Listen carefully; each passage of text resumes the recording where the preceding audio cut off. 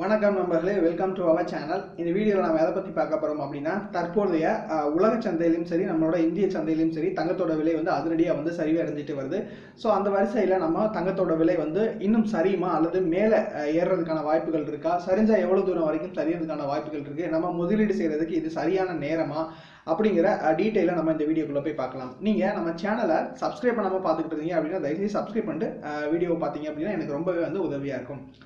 இந்த வீடியோவில் தங்கத்தோட விலை எவ்வளவு தூரம் வரைக்கும் சரியுது அப்படிங்கிற பாசிபிலிட்டிஸை வீடியோட இறுதியில் சொல்லுவேன். அதுக்கு முன்னாடி தற்போதைய தங்கம் மற்றும் வெள்ளி விலை நிலவரம் என்ன அப்படிங்கிறத சொல்லிடுவேன். வாங்க வீடியோக்குள்ளே போகலாம்.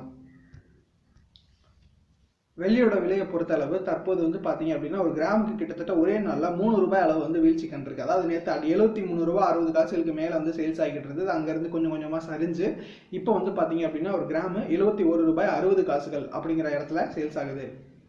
ஒரு கிலோவுக்கு எடுத்துக்கிட்டீங்க அப்படின்னா 71,600 அப்படிங்கிற விலையில வெள்ளியோட விலை சேல்ஸ் ஆகுது. இது ஒரே நாளில் கிட்டத்தட்ட 3000 ரூபாய் அளவுக்கு வீழ்ச்சி கண்டிருக்கு. இது பார்த்தீங்க அப்படின்னா ஒரு சூப்பரான இன்வெஸ்டிங் ஆப்பர்ச்சுனிட்டி.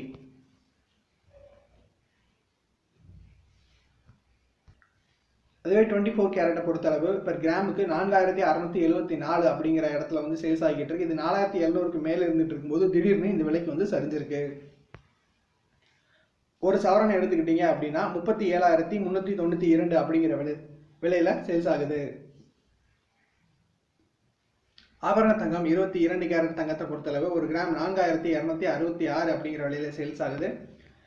ஒரு சவரனை பொறுத்தளவு 34,128 அப்படிங்கிற விலையில சேல்ஸ் ஆகுது.